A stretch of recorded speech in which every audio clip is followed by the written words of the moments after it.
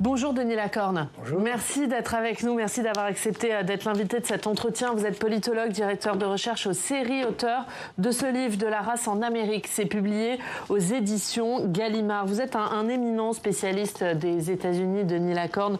Un petit mot d'abord sur l'actualité. Aujourd'hui, c'est jour de remise du prix Nobel de la paix. Est-ce que Donald Trump mérite ce prix Nobel ? Je crois que c'est trop tôt pour se prononcer. Alors, d'abord, le prix Nobel est en général accordé pour des activités qui ont lieu un an avant. En 2024, Trump n'avait pas fait grand-chose. Donc, on peut-être l'obtiendra-t-il l'année prochaine. Mais je crois qu'il y a plusieurs raisons pour lesquelles on peut être réticent à lui donner le prix Nobel. Et la principale, je crois, c'est qu'il est bon pour négocier la paix à l'extérieur. Alors, on le voit avec ce qui se passe aujourd'hui en Israël et à Gaza, mais à l'intérieur, il ne faut jamais l'oublier, à l'intérieur, il traite ses adversaires comme des ennemis, il envoie des troupes fédérales dans les villes démocrates, il menace de mettre en prison le gouverneur de l'Illinois et le maire de Chicago. Donc à l'intérieur, il est tout sauf pacifique et il semble abuser de son pouvoir, se comporter de façon autoritaire. Et le Nobel est donné, c'est global, c'est une réflexion globale sur qui est la personne, ce que fait la personne. Et quelqu'un qui est bon pour la paix à l'extérieur, mais qui essaye de terroriser ses adversaires à l'intérieur, il y a un problème, là. Oui, on va revenir sur ces contradictions, mais Donald Trump, puisque c'est aussi l'actualité, il a réussi à obtenir un accord historique. Tout à fait. Entre Israël et le Hamas, qui pourrait, du coup, mettre fin à la guerre à Gaza. Alors, c'est vrai qu'on avait un peu le sentiment que Donald Trump, il avait plutôt un langage guerrier, des postures guerrières. Est-ce qu'au fond, il est un artisan de la paix ? Oui, en l'occurrence, et je crois qu'il a réussi à démontrer que si on met la pression sur ceux qui sont réticents à signer, je pense à Netanyahou, il y a eu un moment décisif, je crois, et ça a été le Qatar. Au moment où Israël a bombardé et essayé de tuer les négociateurs du Hamas au Qatar, là, c'est la goutte d'eau qui a fait déborder le vase, et là, Trump s'est révélé comme capable de dire non, on ne peut pas faire ça, jusqu'à obliger Netanyahou à faire des excuses publiques du siège du bureau ovale de la Maison-Blanche. Il a pris le téléphone devant Trump, il a téléphoné à l'émir du Qatar pour lui dire « mes excuses ». Et ça, c'est sans précédent. Et ça montre s'il veut s'y mettre, s'il veut faire une certaine pression, ça peut marcher. Laquelle pression n'a jamais été exercée sur Poutine, par exemple. Oui, mais pourquoi il est en capacité d'exercer de telles pressions ? Est-ce que c'est parce qu'il dirige les États-Unis qui restent une grande puissance ? Ou est-ce qu'il y a aussi la personnalité de Trump, le fait qu'il est imprévisible, le fait qu'il fait un peu fi des usages diplomatiques, c'est aussi ça qui marche ? Oui, alors il y a sa personnalité, il y a ses intérêts économiques. Lui et son gendre investissent beaucoup au Qatar. Il y a aussi le fait quand même que, d'une certaine façon, Israël est vassalisé par les États-Unis. C'est-à-dire sans les armes américaines, sans l'aide américaine, Israël ne pourrait pas être où il est aujourd'hui et l'emporter sur... Donc c'est plus le poids des États-Unis que Donald Trump lui-même ? Il est imprévisible, c'est vrai, mais je crois qu'il est aussi véritablement intéressé par le Moyen et le Proche-Orient. Et il y a là une continuité, c'est-à-dire qu'il ne faut jamais oublier que les accords d'Abraham, c'est lui qui a signé ça, ou qui a contribué à cela, lors de son premier mandat présidentiel. Donc il y a un véritable intérêt pour Israël, le Proche et le Moyen-Orient, intérêt qui est soutenu par les sionistes chrétiens aux États-Unis, qui sont très proches de Trump et qui ont un rôle qui stimule Trump. Mais c'est quoi ? C'est un intérêt d'être celui qui restera dans l'histoire comme celui qui a mis fin à cette guerre ?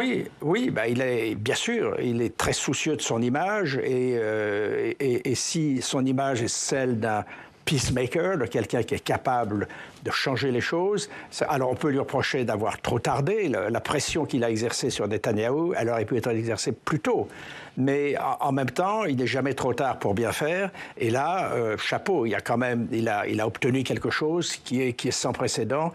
En tout cas, dans la première étape, c'est un long processus, la paix. Là, on en est au cessez-le-feu et à la libération prochaine, espérons, des otages. Mais ensuite, il y a d'autres étapes, et là, les choses ne sont pas encore totalement claires.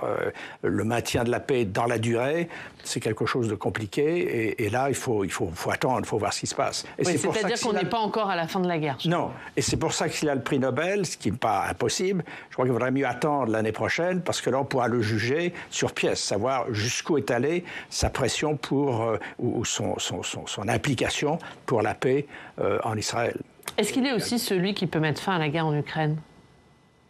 Oui, mais il a fait, bien sûr, il a les moyens d'abord d'envoyer plus d'armes à l'Ukraine, de faire pression sur Poutine, et on peut penser qu'il y aurait peut-être un effet de...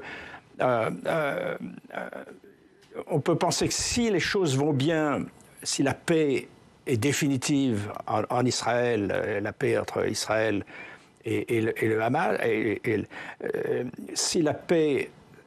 on peut penser que Trump, fort de ce succès, dira maintenant la prochaine étape c'est l'Ukraine, c'est Poutine. Il peut y avoir un effet d'entraînement sur les autres. Et il sait que s'il exerce une pression forte sur la personne avec qui il négocie, ça a des succès, ça a des résultats. Et cette pression, il ne l'a pas encore exercée, je crois, sur Poutine. Mais il peut être celui qui réussit à mettre la pression sur Poutine ? Le problème, c'est qu'il est, comme vous le disiez, imprévisible. Donc, on peut l'espérer. Mais jusqu'à présent, la pression sur Poutine, on ne l'a pas vue. Lors de la réunion de l'Alaska, qu'est-ce qui s'est passé en Alaska ? En Alaska, il avait été question d'imposer un cessez-le-feu. Et finalement, résultat des courses, après sa réunion avec Poutine, il n'était plus question de cessez-le-feu. Donc, c'est quelqu'un qui... quelquefois flanche ou ne va pas jusqu'au bout des pressions potentielles qu'il peut exercer. Vous parliez tout à l'heure des contradictions. Contradictions entre celui qu'il est sur la scène internationale, on vient de parler, l'artisan de la paix, et celui qu'il est sur le plan intérieur, très virulent, avec ses opposants un peu emprisonnés, le maire de Chicago et le gouverneur de l'Illinois. Comment on explique cette contradiction ? C'est quelqu'un qui, dans le fond, comme disent les Américains, insecure. Il est fragile il a l'impression d'être entouré d'ennemis, de conspirations et de gens qui veulent le détruire. Et il surréagit, bien sûr, à ses adversaires. Mais ça devient absurde lorsque, à partir du moment où vous dites « je vais mettre en prison le maire de la ville de Chicago ou le gouverneur de l'État d'Illinois », c'est absolument sans précédent. Et si la chose se produisait, ce serait un incroyable abus de pouvoir. Alors, il se trouve que les tribunaux réagissent maintenant. On a appris hier soir, je crois, ou ce matin, qu'un tribunal fédéral de l'Illinois a décidé que l'intervention des troupes fédérales à Chicago était bloquée par le juge qui estimait qu'elle était absolument pas nécessaire. Elle n'était pas nécessaire parce qu'il n'y a pas de rébellion dans l'Illinois comme le prétend. Alors, il y a évidemment une criminalité élevée, mais ce n'est pas les troupes fédérales qui vont régler le problème de la criminalité. Ça relève de la police interne. Et puis, il y a aussi une violation du fédéralisme parce que non seulement les troupes fédérales, il faut s'entendre, il s'agit de la fédéralisation des gardes nationaux. C'est un peu l'équivalent des gendarmes qui sont fédéralisés, c'est-à-dire c'est le fédéral qui décide de les déplacer plutôt que le gouverneur de l'État. Et Trump a envoyé des troupes du Texas dans l'Illinois.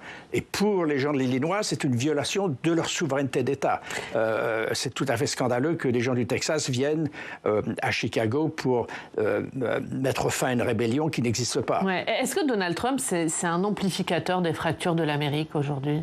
Oui, la polarisation extrême du jeu politique, il a contribué à ça, il continue de le faire, puisque maintenant il attaque constamment des gens qui, autrefois, des procureurs ou des juges qui l'ont contesté ou qui l'ont même condamné, dans certains cas.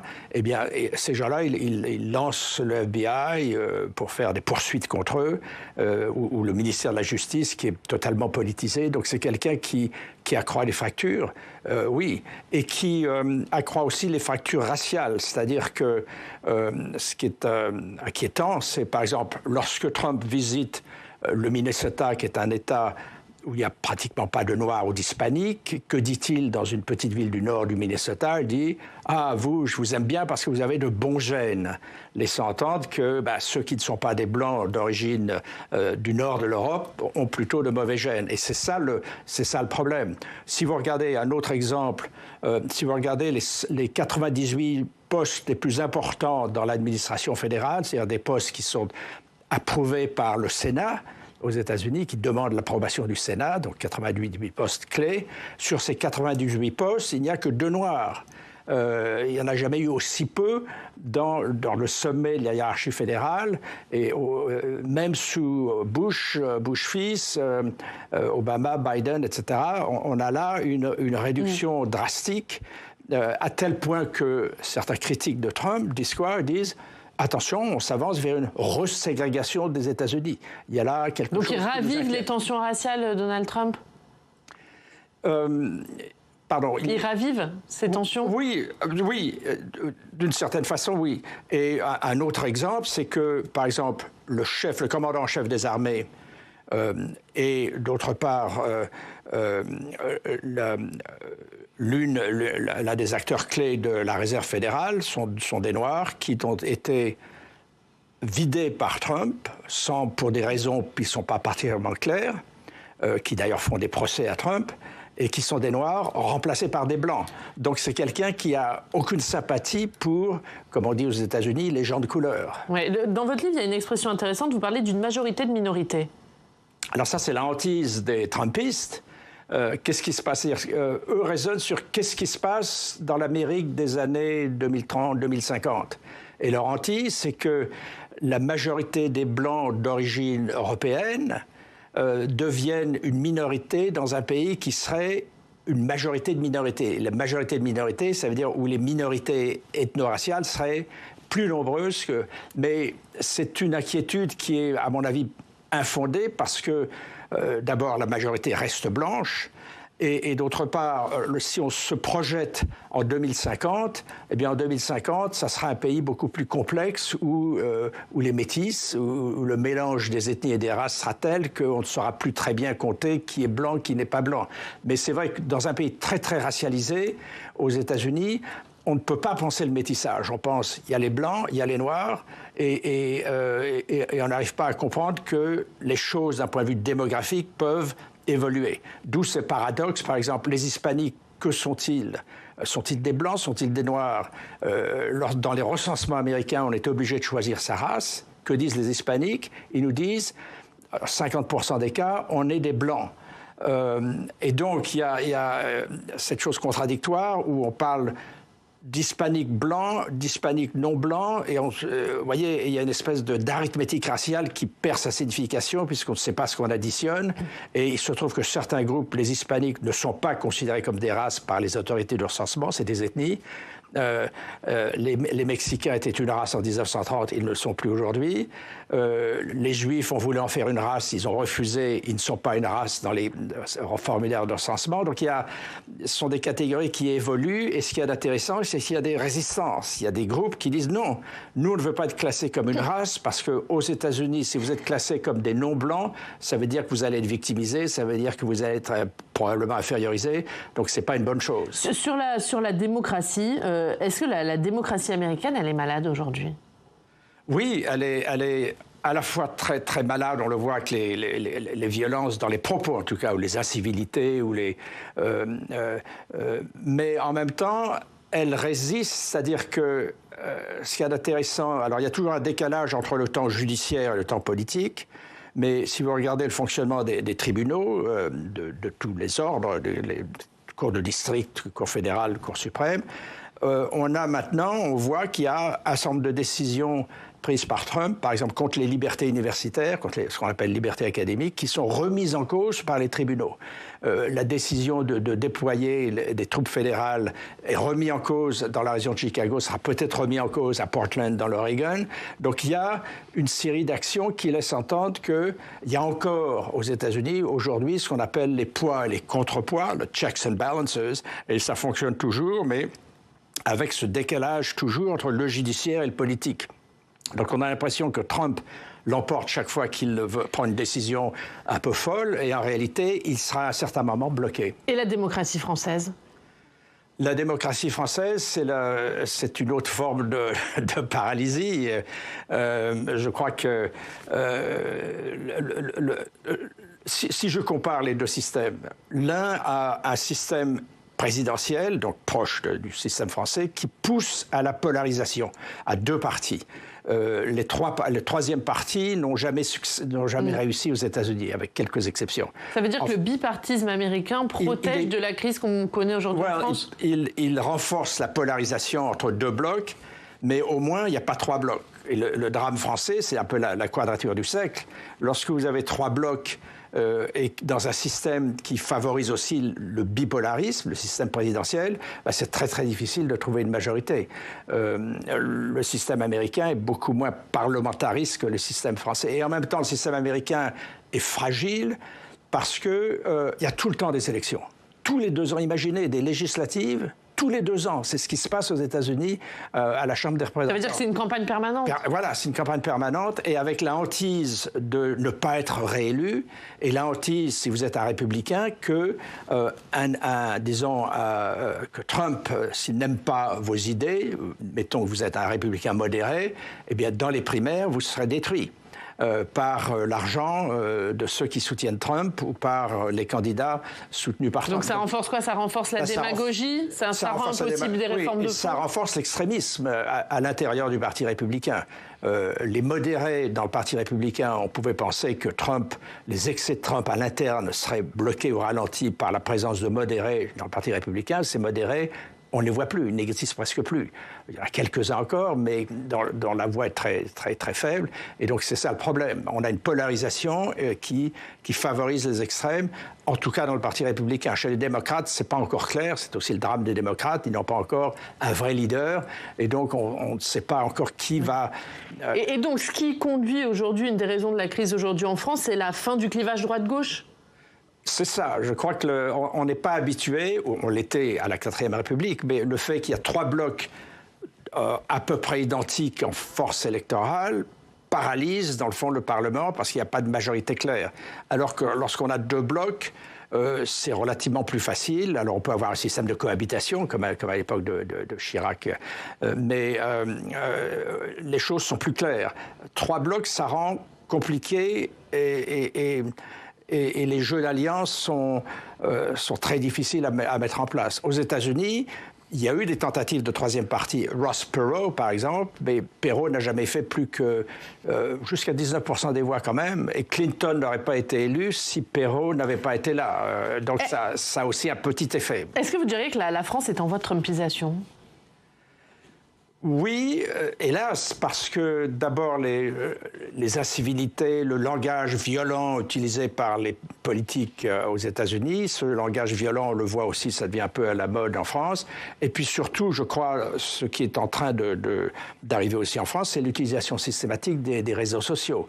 La force de Trump, surtout auprès des jeunes blancs, c'est l'utilisation des réseaux sociaux avec un certain virilisme qui plaît à des jeunes blancs aux États-Unis qui n'ont pas fait énormément d'études et là, ça crée des tensions nouvelles aux États-Unis.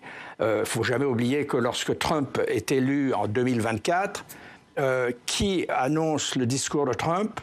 Le patron du MMA aux États-Unis. Donc, ça montre un certain virilisme. Mais ça, on a sous-estimé Trump trop longtemps parce qu'on a sous-estimé le poids des réseaux sociaux. Et on l'a bien vu avec l'assassinat de Kirk. Kirk était presque inconnu. Beaucoup de gens ont écrit sur la droite américaine, sur la religion aux États-Unis, etc., sans mentionner Kirk. Mais Kirk était très populaire dans les réseaux sociaux. Et voilà quelqu'un qui n'est même pas religieux lui-même, qui politise la religion à des fins politiques et qui a réussi à mettre 100 000 personnes dans un stade pour faire passer son message. Merci Denis Lacorne. Merci beaucoup d'avoir été l'invité de cet entretien de la race en Amérique. C'est aux éditions Gallimard, c'est votre livre. Merci d'avoir été avec nous.